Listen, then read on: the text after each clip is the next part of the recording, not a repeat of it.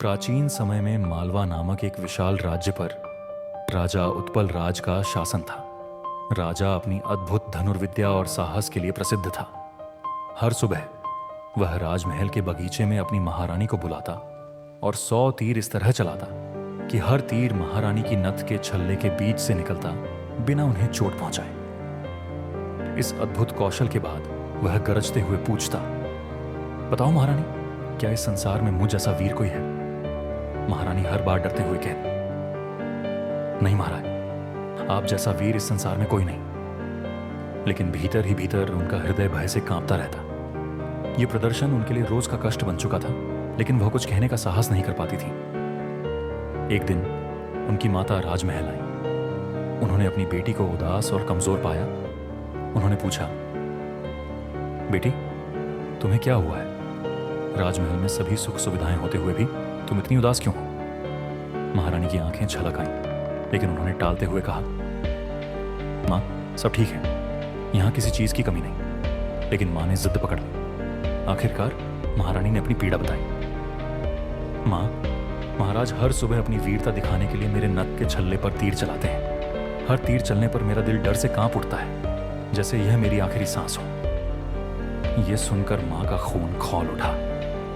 उन्होंने कहा, कल जब महाराज तुमसे पूछें कि क्या उनके जैसा कोई वीर है, तो कहना कि इस संसार में ऐसे कई वीर हो सकते हैं। जब राजा ने तीरंदाजी का प्रदर्शन पूरा किया और अपना वही प्रश्न किया, तो महारानी ने जवाब दिया, महाराज, संसार बहुत बड़ा है, इसमें कई वीर योद्धा हो सकते हैं। यह सुनकर राजा का अभिमान छोटिल हो गया।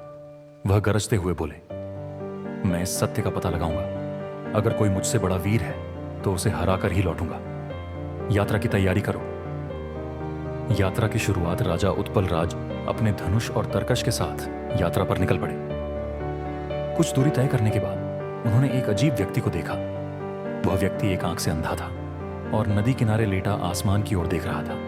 राजा ने पूछा, तुम क्या कर रहे हो?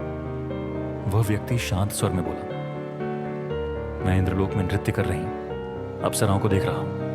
राजा ने हंसते हुए कहा, तुम पागल हो, कोई इंसान यह सब नहीं देख सकता। उस व्यक्ति ने राजा की ओर देखा और कहा, मैं देख सकता हूं जो तुम नहीं देख सकते, लेकिन तुम कौन हो? राजा ने गर्व से कहा, मैं मालवा का राजा उत्पल राज हूं, इस दुनिया का सबसे बड़ा वीर। उस व्यक्ति ने मुस्कुराते हुए कहा, तो फिर मैं भी तुम्हारे साथ चलूंगा। मुझे भी वीरों को देखने की इच्छा है। राजा और वह व्यक्ति एक युवा धनुर्धर से मिले जो एक दिशा में तीर चला रहा था। राजा ने पूछा, तुम क्या कर रहे हो? युवा धनुर्धर बोला, मैंने अपना तीर 100 योजन दूर चलाया है और मेरा साथी उसे लेने गया है। राजा ने हंसते हुए कहा, यह असंभव है। तभी एक लंगड़ा व्यक्ति हाथ में तीर लिए वहां पहुंचा। राजा ने हैरानी से पूछा, तुम जो लंगड़े हो, इतनी दूर जाकर इतने कम समय में लौट कैसे आए? लंगड़े व्यक्ति ने उत्तर दिया, गति पैरों में नहीं, मन और आत्मा में होती है। ये देखकर राजा और भी अधिक हैरान रह गए। राजा का अभिमान टूटता है। इन अद्भुत व्यक्तियों की अद्वितीय क्षमताएं देखकर राजा उत्पल राज का अभिमान चूर चूर हो गया। उन्होंने उनके सामने झुकते हुए कहा, मैंने अपने आप को संसार का सबसे बड़ा वीर समझा, लेकिन आज समझ आया कि सच्ची वीरता न तो शक्ति में है, न ही अभिमान में। यह कौशल, विवेक और एकजुटता में है। तुमने मुझे विनम्रता का पाठ सिखाया। राजा अपने राज्य लौटे और एक बदले हुए व्यक्ति की तरह न्याय, करुणा और ज्ञान के साथ शासन करने लगे। तो दोस्तों, राजा उत्पल राज की यह कहानी हमें सिखाती है कि सच्ची वीरता न केवल शक्ति में, बल्कि विनम्रता और दूसरों की क्षमताओं को स्वीकार करने में है।